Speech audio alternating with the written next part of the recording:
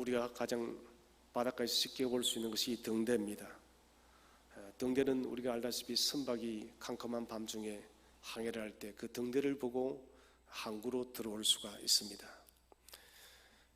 등대의 빛은 굉장히 중요한 것이죠.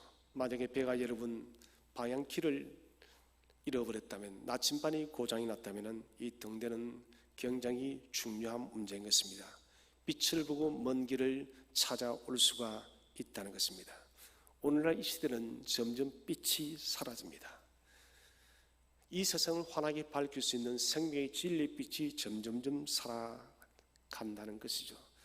그 이유는 다른 것이 아니라 그리스도인 되어진 예수 믿는 저희들이 참된 빛된 삶을 우리가 감당하지 못하기 때문에 빛이 죽어가는, 빛이 약해져가는 시대를 살아갑니다.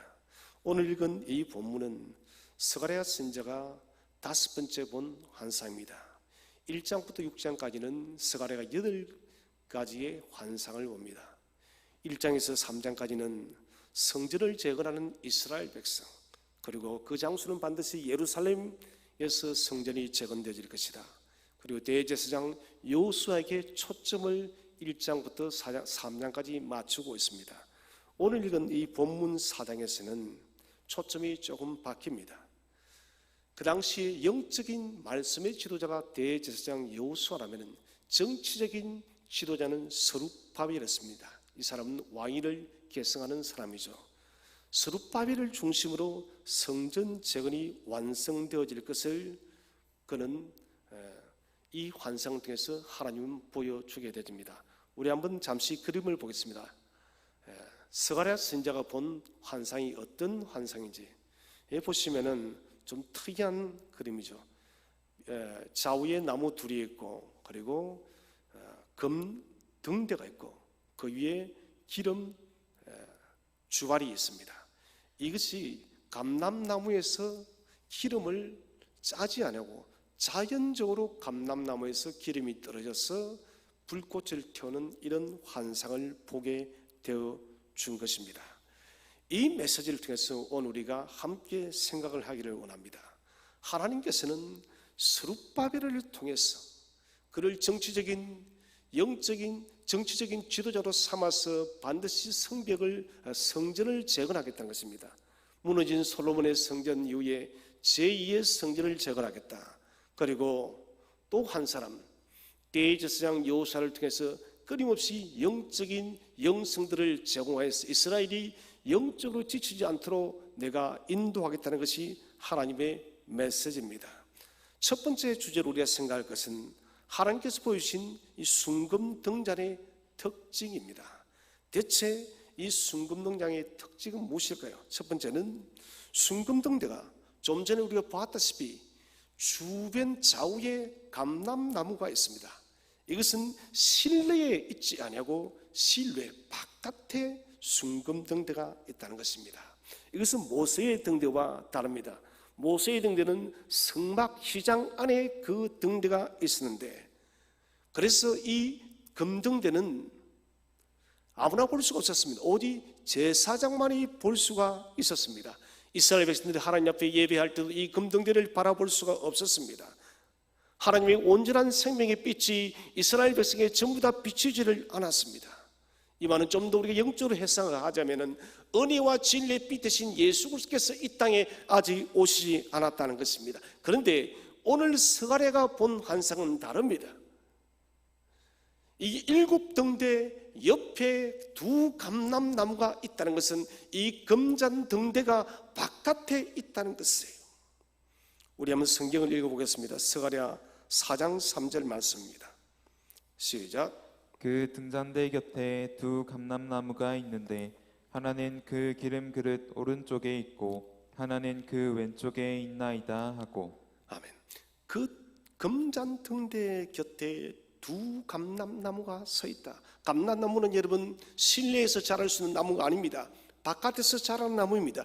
좌우에 그 감람나무가 있다는 것을 통해서 이제는 이 금등대의 빛이, 생명의 빛이 여러분 휘장 안에 갇힌 빛이 아니라 모든 사람이 볼 수 있는 그런 생명의 빛이라는 것입니다. 찬란한 복음의 빛입니다. 구약시대는 결코 만날 수 없었던 영원한 생명의 복음의 빛이 우리 모두에게 비춰진 것은 어떤 일을 통해서 이루어졌을까요? 그것은 마태복음 27장 51절에서 우리 주 예수께서 그 십자가에 못 박히실 때에 휘장이 위에서 아래로 갈라졌습니다. 이제는 우리가 이런 갈라진 휘장 사이로 하나님의 지성소로 들어갈 수 있음을 믿으시기를 바랍니다. 그 휘장 안에 가려져 있던 하나님의 복음의 생명의 등잔대가 저와 여러분에게 환하게 비추어졌기 때문에 오늘날 저와 여러분이 그 복음을 우리가 받아들이고 또한 우리도 그 생명의 빛을 비출 수 있게 되어진 것이에요. 이것은 전적인 은혜입니다. 지금까지 스가랴 선지자가 이 환상을 보기 전까지는 금등대는 언제나 제사장만이 볼 수 있는 특별한 등대였지만, 그러나 이제는 야외에 실내에 그 금등대가 있음을 통해서 모든 사람이 이 생명의 빛을 바라보게 되어졌다는 것입니다.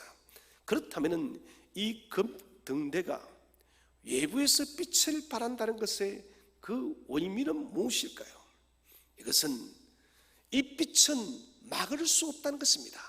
다시 말하면 1장에서 3장까지 이야기하는 두 번째 성전, 솔로몬 성전이 여러분 바벨론에서 완전히 폐허가 되어버렸습니다. 초토화가 되어버렸습니다. 그런데 하나님께서 오늘 스룹바벨을 통해서 말씀하십니다. 성전이 반드시 재건되어질 것이다. 어느 누구도 이 성전 재건을 완성하는 것을 막을 수 있는 사람이 아무도 없다. 나 여호와의 열심으로 성전을 재건하겠다는 것입니다. 이것이 여러분 스가랴 선지자가 보았던 시대의 메시지입니다. 그렇다면 이 시대의 신약시대에 주는 메시지는 뭘까요? 그것은 그리스도께서 반드시 오신다는 것입니다. 여러분, 생명의 주께서 약속대로 금등대가 스가랴 환상에 환하게 보였듯이 약속대로 2000년에 이 땅에 왔음을 믿으시기를 바랍니다. 오늘 우리는 이 생생한 성경 말씀을 통해서 생명의 주 예수 그리스도를 만나고 있습니다. 나아가서 오순절 성령의 강림함을 통하여서 교회가 탄생할 것을 약속하고 있습니다. 여러분, 지금 우리가 지금 교회가 여기에 있지 않습니까? 스가랴의 그 환상을 통해서 주님은 긴 계시를 보여주는 것입니다. 1차적으로는 반드시 성전이 재건되어질 것입니다. 이런 스룹바벨 성전은 BC 516년에 정확하게 완공이 되었습니다. 그리고 나아가서 메시아가 올 것이다. 메시아는 여러분 약속대로 왔습니다. 교회가 탄생할 것이다. 교회의 탄생을 통하여 온 세상이 교회에 이어진 모든 그리스도를 통해서 온 세상이 그리스도를 통해서 생명의 복음의 빛을 보게 되리라. 여러분, 지금 우리가 그 시대를 살고 있지 않습니까? 주님은 말씀하셨습니다. 너희는 세상의 빛이니 온 동네가 숨기지 못할 것이라. 여러분, 저와 여러분은 온 동네를 환하게 비추는 등대요 빛입니다. 우리가 이런 비추게 될 때 사라리의 동네가 여러분 숨기지 못할 줄로 믿으시기를 바랍니다. 숨어 사는 그리스도인이 되어서는 안 됩니다. 여러분, 등잔대가 바깥에 있음을 통하여 그 빛이 환하게 비추었듯이 저와 여러분의 실제와 우리의 존재를 세상 사람 앞에 나는 그리스도인이 되었다라고 이런 그 빛을 비추시기를 바랍니다. 바벨론의 갈대아 사람들이 다니엘을 죽이기로 그들이 술수를 쓰지 않습니까? 왕의 다른 누구에게나 신에게 절을 하면은 사자굴에 던져넣겠다고. 여러분, 이전에도 다니엘은 항상 하루에 3번씩 기도했다고 했지 않습니까? 예루살렘을 향해서 창문을 열고 그는 늘 자신이 나는 하나님의 사람이다. 그 세속의 도시 이름 바벨론에서 그는 선언하는 것입니다. 나는 하나님의 사람이다. 숨기지 않았습니다.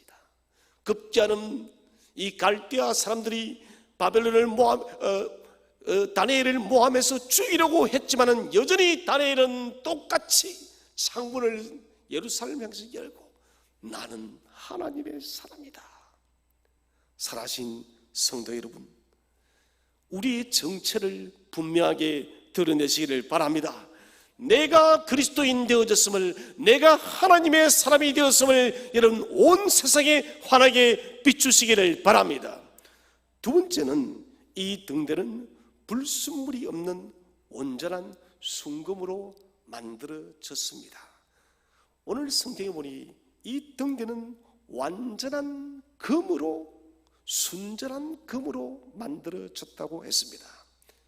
이것은 모세의 성막과도 똑같습니다. 순금은 완전함을 이야기합니다. 순금은 성결함을 이야기합니다.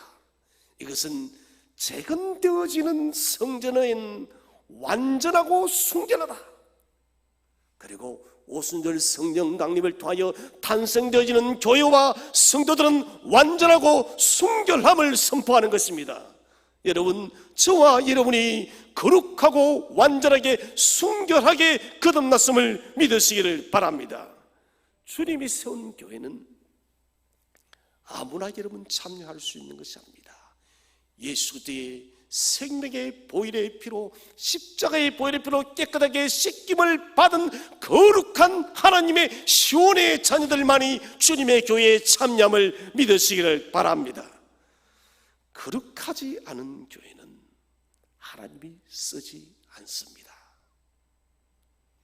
하나님께서는 저에게 기도 훈련을 시키면서 1년 반을 거룩함에 대해서 기도하게 했습니다. 매일 1시간 넘게 거룩에 대해서 기도를 했습니다. 그 기도가 끝나고 난 뒤에 기도하게 한 것이 부흥인 것이에요. 여러분, 하나님은 우리가 거룩하게 되었을 때, 거룩의 자녀가 되었을 때 저와 여러분을 반드시 쓸 줄로 믿으시기를 바랍니다. 경건하지 않는 교회는 주님의 등불이 될 수가 없습니다. 왜 그렇습니까? 불순물이 들어있는 거예요. 무슨 불순물입니까? 죄의 오염, 죄의 불순물이 있기 때문에 그 교회는 쓰임을 받지 못하는 것입니다. 우리는 여러분 보통 사람처럼, 일반 사람처럼, 세상 사람처럼 그렇게 삶을 살면 안 됩니다. 그렇게 살면 우리는 하나님께 더 가까이 나아갈 수 없습니다. 세상 사람이 즐기는 모든 즐거움과 정욕과 욕망들을 다 쫓아간다면 우리는 하나님의 거룩한 길을 쫓아갈 수가 없습니다. 살아신 여러분, 세상 사람이 사는 삶의 방식을 뛰어넘으시고 점프하시기를 바랍니다. 우리는 뛰어넘어야 됩니다. 의식적으로 노력하시기 바랍니다. 열심히 거룩을 위해서 훈련하십시오. 거룩의 훈련이 무엇인가요? 말씀의 훈련입니다. 큐티의 훈련이에요. 기도의 훈련입니다. 생활의 훈련입니다. 도덕적 순결입니다. 끊임없이 주 앞에 말씀을 묵상하며 기도하고, 그리고 바르게 살기 위한, 성결하게 살기 위한 그 치열한 훈련, 이것이 여러분 거룩의 훈련이에요. 이것을 우리가 경건의 능력이랍니다. 성경 속에 나오는 가치 있는 것은, 아니 여러분, 성경이 아니더라도 세상에서도 마찬가지예요. 가치 있는 것은 수고의 훈련 없이 주어지는 것이 하나도 없습니다. 모든 것은 여러분 다 수고의 훈련을 통해서 우리에게 여러분 그 가치가 주어진다는 것입니다. 살아신 여러분, 거룩한 경건의 능력을 소유한 자녀들이 되시기를 바랍니다. 그러기 위해서 여러분 거룩을 훈련하시기를 바랍니다. 거룩을 훈련할 때 하나님은 저와 여러분을 빚으실 것입니다. 우리가 주님의 그 빚으심을 받게 되질 때 우리는 성결한 주의 자녀가 될 수가 있다는 것입니다. 세 번째는, 등대는 사람이 만들 수 없는 금기름으로 불을 밝힙니다. 이 기름이 특이합니다. 좀 전에 봤다시피 감람나무에서 여러분 기름이 자동적으로 떨어지는데 그것이 일반 기름이 아니라 금기름이라는 것입니다. 이것이 어디에 있을까요? 스가랴 4장 12절을 다 함께 읽어보겠습니다. 시작. 다시 그에게 물어 이르되 금기름을 흘리는 두 금관 옆에 있는 이 감람나무 두 가지는 무슨 뜻이니까 하니. 아멘. 다시 그에게 물어 이르되 금기름을 흘리는 두 감람나무에서 떨어지는 이 기름이 올리브 기름이 아니라 금기름이라는 것입니다. 금기름, 이 무슨 말일까요? 어떻게 여러분 감람나무가 금기름을 쏟아낼 수가 있습니까? 이것은 하나님께서 행하심을 믿으시기 바랍니다. 하나님께서 하신다는 것이에요. 하나님께서 감람나무에서 금기름을 쏟아내지 못한다면 하나님이 아니시죠. 하나님은 전능하신 하나님이심을 믿으시기를 바랍니다. 금등잔대에 금기름을 흘리는 것입니다. 하나님의 위대하신 전능하신 권능으로 등잔대에 끊임없이 금기름을 쏟아붓고 있다는 것입니다. 금기름은 오직 하나님의 능력으로 성전이 재건되어진다. 오직 하나님의 능력으로 교회가 탄생한다. 오직 하나님의 능력으로 저와 여러분이 복음의 전사가 될 줄로 믿으시기를 바랍니다. 이게 뭡니까? 예수 믿는다는 것은, 교회가 된다는 것은, 그리스도인이 된다는 것은 내 능력으로 되는 것이 아니다는 것입니다. 오직 하나님의 능력으로 내가, 저와 여러분이 교회가 되어지고 능력 있는 그리스도인이 된다는 것입니다. 곧 이것은 기름재료가 금이라는 것입니다. 인간이 만들 수 없는 것을 말하는 것이에요. 인간이 만들 수 없기 때문에 전적인 하나님의 능력, 하나님이 모든 것을 이루신다. 너희는 걱정하지 말아라. 성전이 재건되어진데 너희는 걱정하지 말아라. 예수 그리스도가 오실 것에 대해서 십자가에 죽으심에 대해서 너희는 걱정하지 말아라. 교회가 탄생하고 복음이 온 세계에 빛이 나는데 너희가 사용될 것을 너희는 의심하지 말아라. 내가 금기름을 부어서 성령을 통하여 너희에게 역사할 것이다. 하나님의 변치 않는 약속입니다. 금기름은 무엇보다도 좁혀서 생각한다면 고귀한 말씀입니다. 진리의 말씀이요. 성전이 무엇으로 재건되어지는가? 사람의 힘으로 재건되어지는 것이 아니라 오직 하나님의 말씀으로 천지가 창조되었듯이 여러분 성전이 재건되었음을 믿으시기를 바랍니다. 교회가 여러분 무엇으로 탄생하고 우리가 여러분 어떤 능력으로 살아갑니까? 오직 주의 말씀의 능력으로 교회가 탄생하고 저와 여러분이 능력 있는 힘 있는 그리스도인이 되었음을 믿으시기를 바랍니다. 금기름은 진리입니다. 진리신 하나님의 말씀이에요. 이것은 살아있습니다. 썩지 아니하는 영원하신 하나님의 말씀입니다. 그래서 베드로는 너희가 썩지 아니하는, 영원히 썩지 않은 거듭난 하나님의 말씀으로 이루어졌으니, 여러분 우리는 하나님의 말씀으로 거듭났기 때문에 우리는 썩을 존재가 아니다는 것입니다. 저는 오늘 도전하고 싶습니다. 여러분 이 금기름으로 불을 밝히는 것, 교회는 여러분, 그리스도인은 금기름 하나님의 능력을 받아서 빛을 발해야 될 줄로 믿으시기를 바랍니다. 이것은 굉장히 중요한 문제입니다. 오늘날 교회가, 그리스도인들이 세수가 너무 많이 되었습니다. 교회가, 그리스도인이 돈의 능력으로 살아갑니다. 물질이면 교회가 모든 것을 다 할 수 있다 생각하면 아니요. 여러분, 교회는 하나님의 금기름의 능력으로, 진리의 말씀으로 교회는 살아남을 믿으시기를 바랍니다. 하나님 말씀으로 사는 것이에요. 육신의 힘, 능력, 돈, 권세, 세상의 방식을 버리시기 바랍니다. 저와 여러분이 여러분 이 세상을 이기는 것도 돈도 아니요, 권력도 아니요, 지식도 아니요, 오직 하나님의 말씀의 능력이 이 세상을 이길 줄을 믿으시기를 바랍니다. 그래서 여러분 오직 하나님의 말씀만이 저와 여러분의 인생의 내비게이션이 되시기를 바랍니다. 네 번째는, 등잔은 모세의 등잔보다 7배의 밝기로 빛이 납니다. 자, 이 순금 등대가 7개. 우리 방송실 그림을 한 번 더 보여줄 수 있을까요? 그림을 한 번 더 보여주세요. 여러분, 우리 등대가 하나 세워보시면 7개입니다.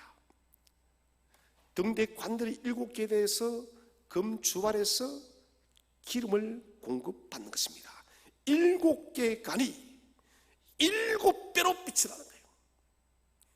모세의 등잔기구는 7개 간이 없습니다. 무슨 말이냐? 각자가 하나씩 기름을 다 받지만은 이거는 그런 것이 아닙니다. 일괄적으로 한 주발에서 기름을 받아서 이 밝기가 모세의 등잔보다 7배나 밝다는 것입니다. 이것은 무슨 말이냐? 7이라는 것은 완전수를 이야기하는 것입니다.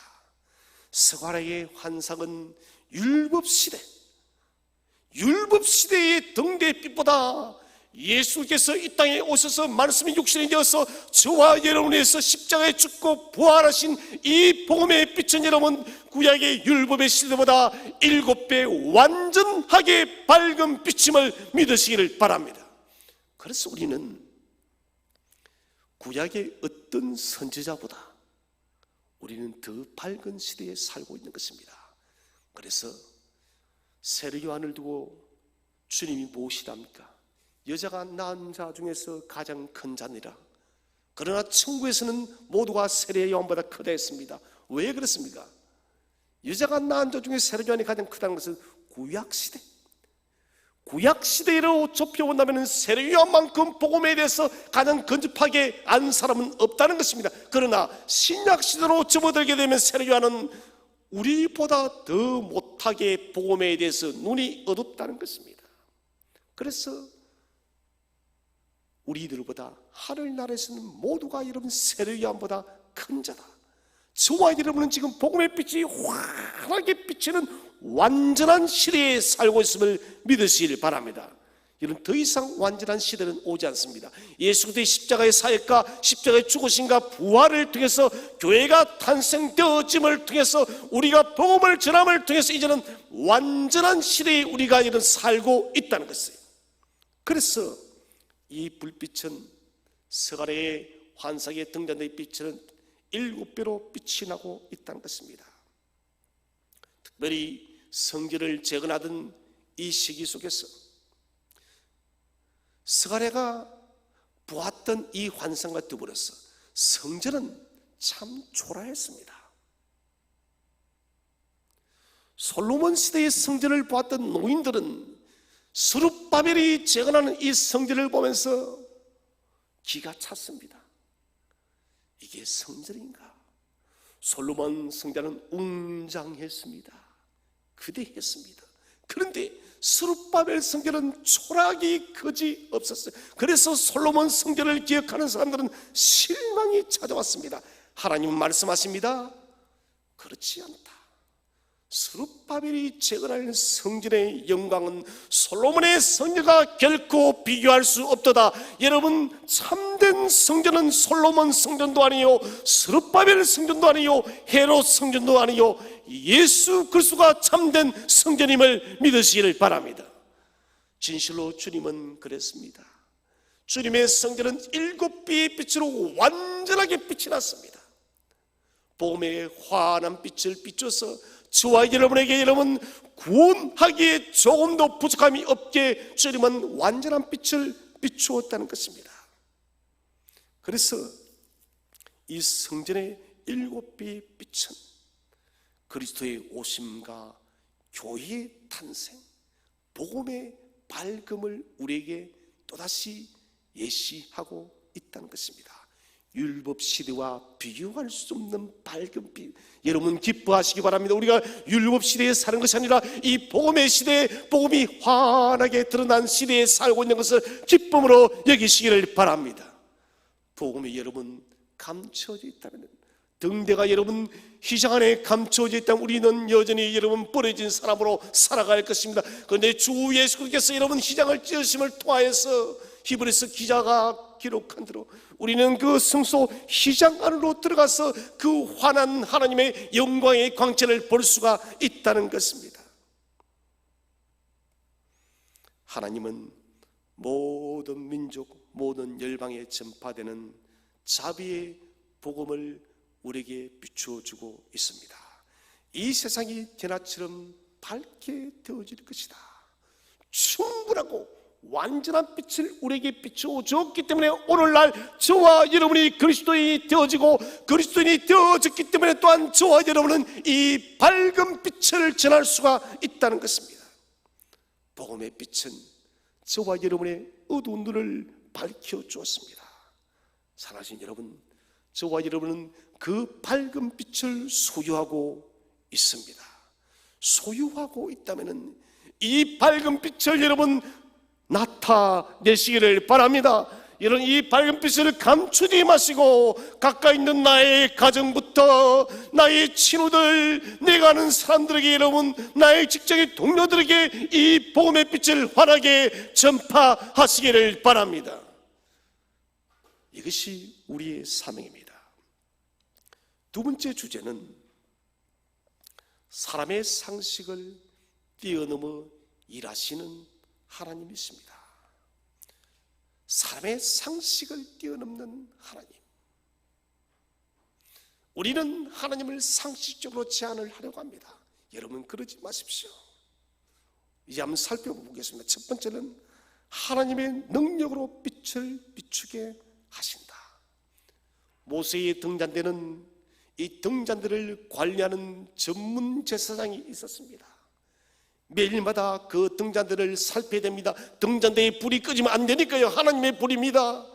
그래서 기름을 준비해야 되고, 심지가 타게 되면 심지를 잘라내야 되고, 모든 것들을 관심을 기울여서 불철주야로 이 등잔대가 꺼지지 않도록 관리해야 됩니다. 그런데 오늘 이 등잔대는 신비합니다. 아무런 장치가 없습니다.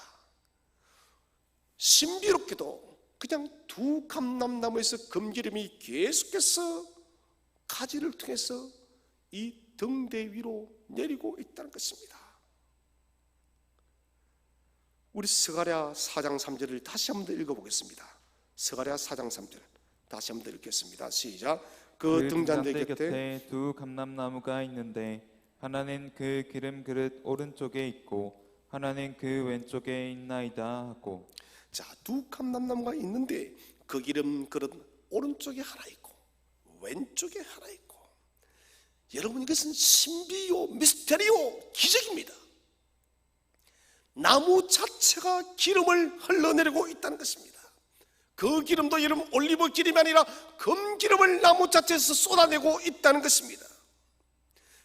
이 등잔대는 곧 우리들은 직접적으로 두 감람나무로부터 아무런 여과 장치도 없이 우리가 여러분 이 기름을 공급받고 있다는 것입니다.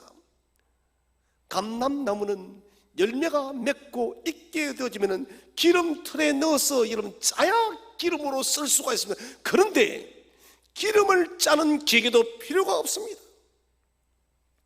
앞잡기가 필요가 없습니다. 여과지도 필요 없습니다. 기름병도 필요 없습니다. 나무는 신비롭게도 자동적으로 오토매틱이에요. 오토매틱. 자동적으로 주바리에 그릇에 기름이 뚝뚝뚝 떨어지는 것이고, 이를 통해서 하나님의 그 등대는 환하게 불을 밝히고 있다는 것입니다. 이것은 하나님의 빛은 인간의 기술을 의지하지 않는다는 것입니다. 하나님의 능력으로 빛을 발한다는 것이에요. 이것은 성전 재건의 분명한 메시지라는 것이다. 여호수아야, 스룹바벨아, 이스라엘 백성들아, 내가 너희의 힘으로 성전을 재건하는 것이 아니라 하나님의 능력으로, 나의 힘으로 오로지 성전을 재건할 것이다. 사랑하는 자녀들아, 기억하여라. 너희의 힘으로 교회가 탄생되어지는 것이 아니라 오직 나의 힘으로 교회가 탄생할 것이다. 사랑하는 성도들아, 염려하지 말아라. 내가 하나님의 능력을 주어서 너희를 통하여 세상 끝날까지 복음을 전할 것이다. 이거 여러분, 하나님의 능력입니다. 사람의 능력이 아닙니다. 유명한 말씀이죠. 스가랴 4장 6절 말씀을 다 함께 읽어보겠습니다. 시작. 그가 내게 대답하여 이르되 여호와께서 스룹바벨에게 하신 말씀이 이러하니라. 만군의 여호와께서 말씀하시되 이는 힘으로 되지 아니하며 능력으로 되지 아니하고 오직 나의 영으로 되느니라. 아멘. 아멘. 이는 성전 재건, 교회의 탄생, 이것은 힘으로도 되지 아니하고 능력으로 되지도 아니하고 오직 나의 영으로 되느니라. 부정어 로가, 히브리 로가 두 번 사용되어지고 있습니다. 두 번 반복은 하나님이 결정했다는 것입니다. 우리가 아무리 인간적인 방법을 다해도, 우리가 아무리 지혜롭고 돈이 많고 능력이 있어도 성전은 그렇게 재건되어지는 것이 아니야. 아무리 많이 배운 사람들이 가득 차고 물질과 부여를 많이 가지고 있는 교회라 할지도 교회는 그렇게 만들어지는 것이 아니다는 것입니다. 여러분, 교회는 오직 하나님의 능력으로 운행되어짐을 믿으시기를 바랍니다. 그리스도인은 오직 하나님의 능력으로 살아감을 믿으시기를 바랍니다. 이것이 여러분 세상 사람과 그리스도인의 근본적인 차이입니다. 돈으로 산 것이 아닙니다. 힘과 능력으로 만드는 것이 아닙니다. 하나님께서 일하십니다. 우리가 섬기는 이 몸된 교회도 하나님이 일하심을 믿으시기를 바랍니다.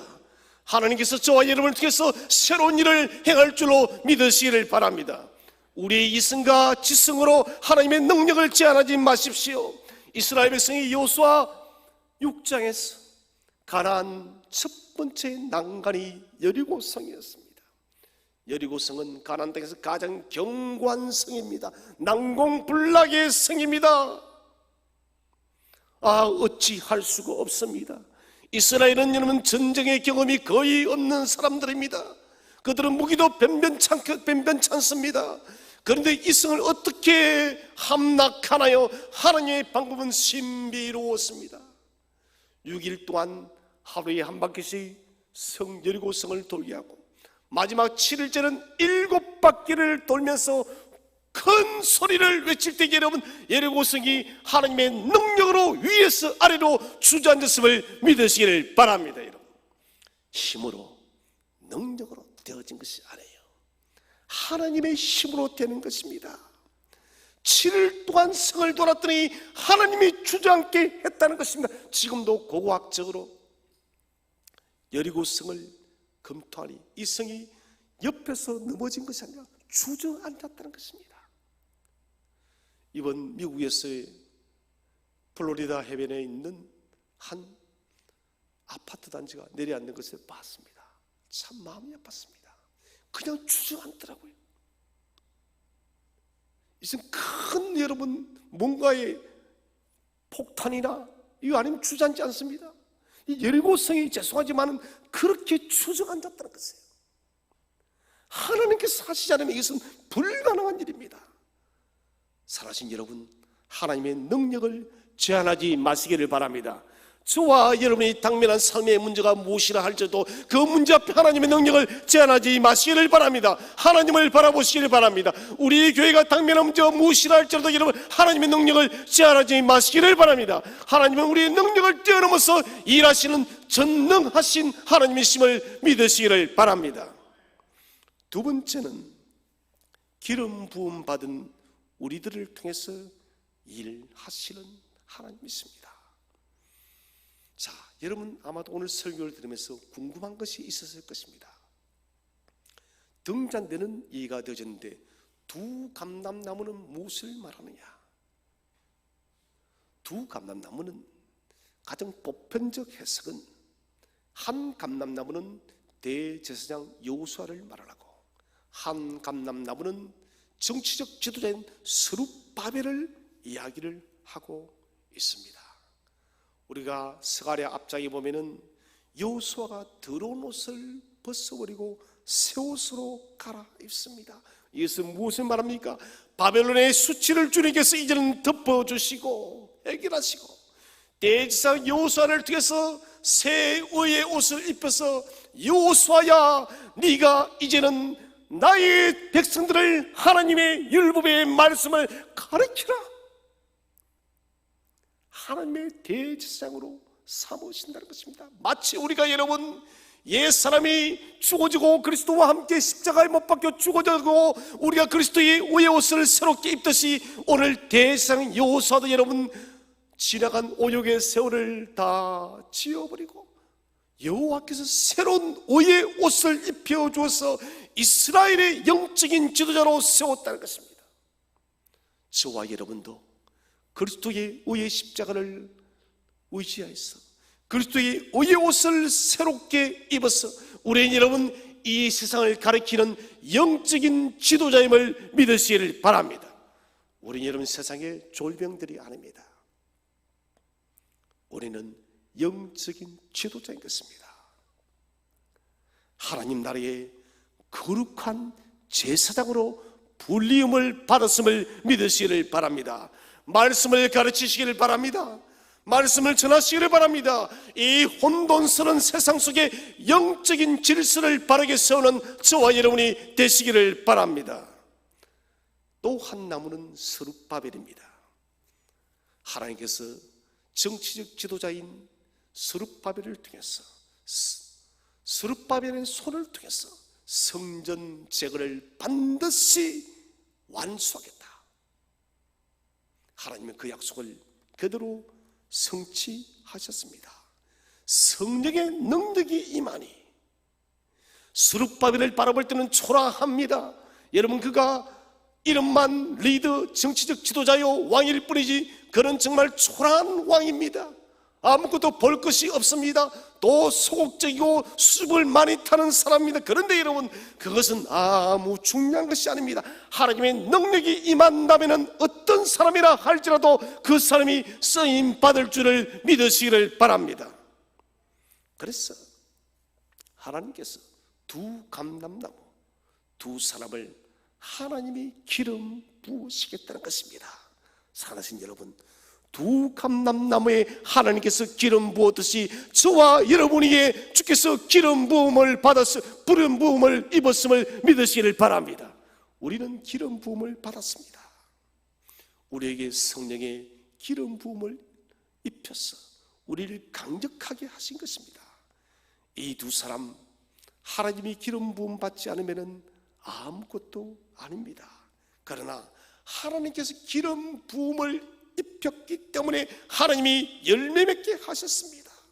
우리 개개인 마찬가지입니다. 저와 여러분은 아무 능력 없습니다. 우리는 아무것도 할 수 있는 능력이 없습니다만은 그러나 하나님께서는 이 땅 위에서 하나님 나라를 세워가는 하나님 나라의 건축자로 저와 여러분을 불러 세운 거예요. 기름 부음을 통해서.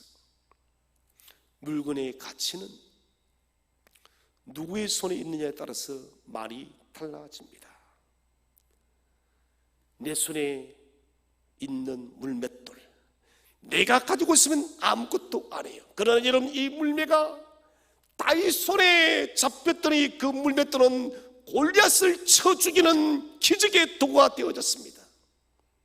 500이여 내 손에 있으면 내가 내 한 끼 먹을 수 있는 500이어밖에 되지 않지만 주님 손에 이 500이어가 주어졌더니 여러분 장정 5,000명이 먹고도 12강조리가 남는 기적이 만들어졌음을 믿으시기를 바랍니다.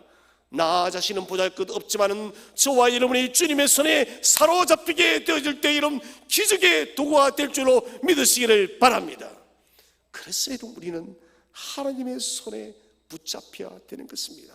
하나님의 기름 부음을 받게 되어지면 우리는 무슨 일이든 다 할 수 있다는 것입니다. 세 번째는 우리가 연약하고 능력이 부족하여도 하나님의 능력으로 일을 이루십니다.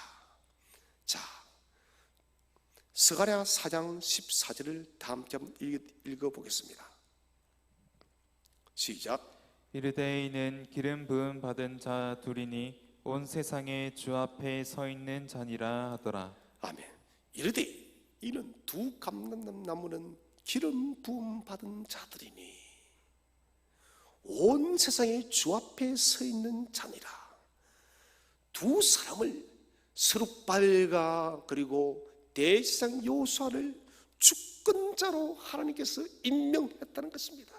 성전을 재건하고 이스라엘을 다시 일으키는데 내가 두 사람을 주권자로 임명했고 이 두 사람은 하나님의 명령을 받아서 명령을 수행하는 자라는 것입니다. 이런 세상의 역사로 바라볼 때 특별히 여러분 거대한 제국들이 바라볼 때 이 여러분 나라가 얼마나 볼품이 없습니까? 스룹바벨은 여호와는 아무것도 아닙니다. 페르시아의 눈으로 바라볼 때는 여호수아와 스룹바벨이 무슨 영향력이 있겠습니까? 그러나 여러분 기억하시기 바랍니다.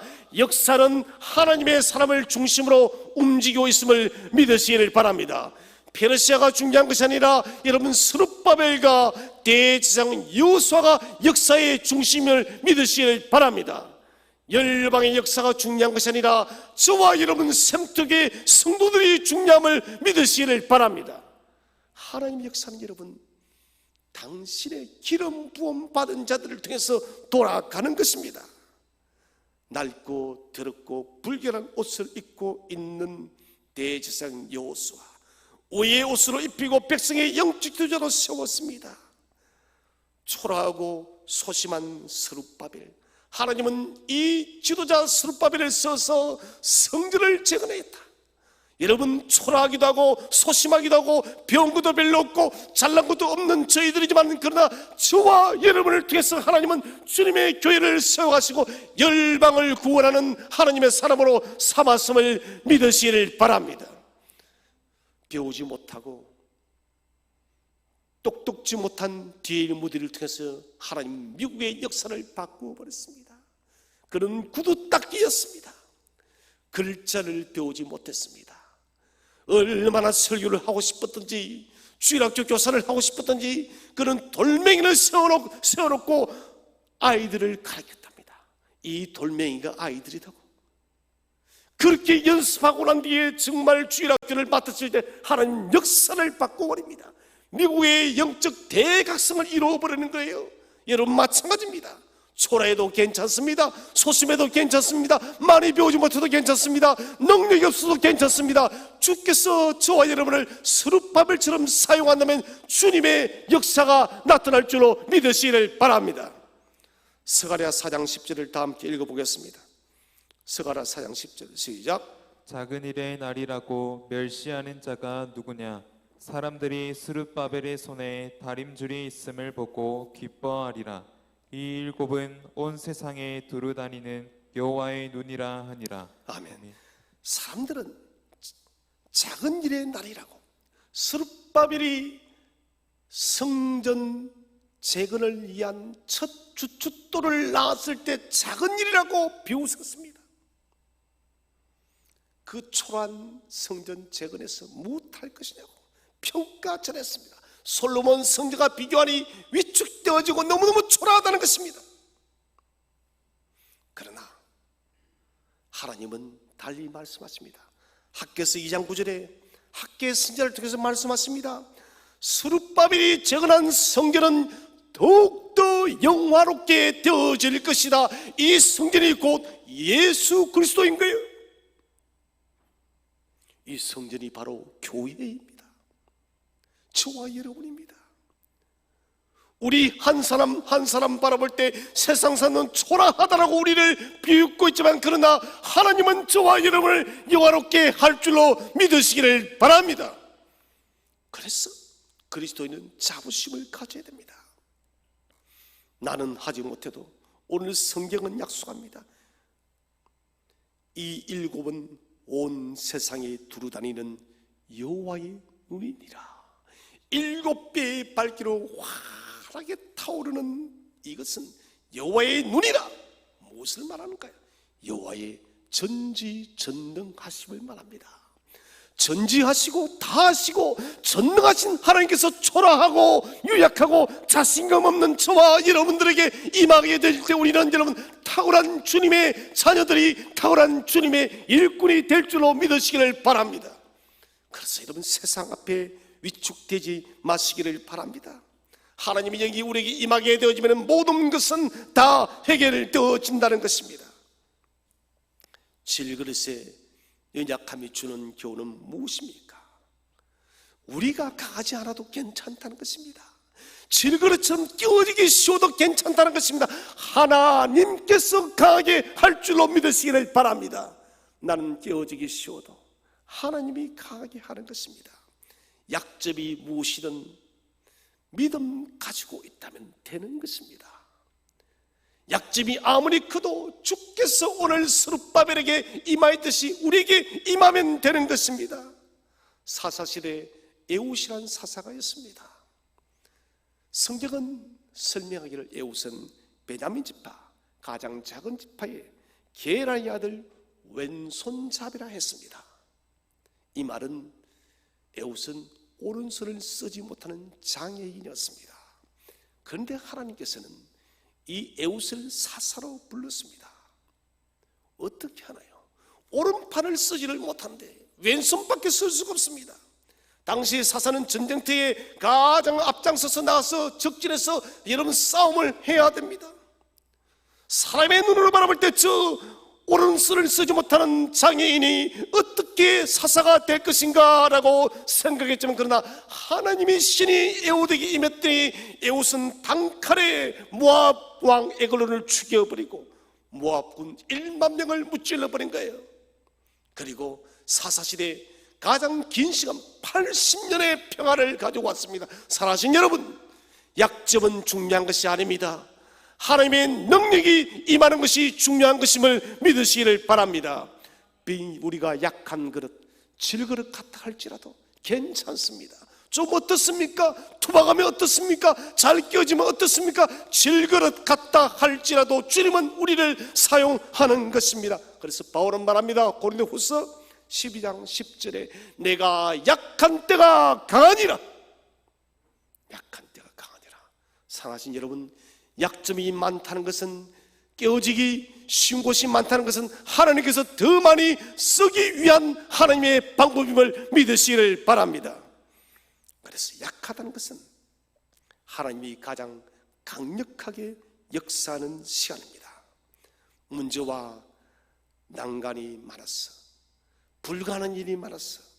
수많은 문제들이 있었어요. 우리는 주저하고 자주 낙심하기도 합니다. 그러다 하나님께서는 수많은 인생의 문제들과 교회의 문제들과 풀 수 없는 이 수수께끼의 문제들을 하나님은 당신을 통해서 여전히 일을 하고 계십니다. 당신이 우리를 통해서, 교회를 통해서, 성도들을 통해서 세상의 불가능한 일들을 돌파함을 믿으시기를 바랍니다. 두 감람나무에 주께서 능력을 주어서 등잔들을 환하게 비추게 했듯이 오늘 저와 여러분 심령 속에, 우리 샘터교회 속에 하나님의 능력이 임하시기를 바랍니다. 우리가 이 금기름을, 성령의 능력을 한없이 받아서 우리 샘터교회를 통해서 이 동네가 환하게 빛이 나고 저와 여러분을 통해서 수많은 사람들이 진리의 길에, 바른 길에 돌아오는 위대한 역사가 일어나기를 주의 이름으로 축원드립니다.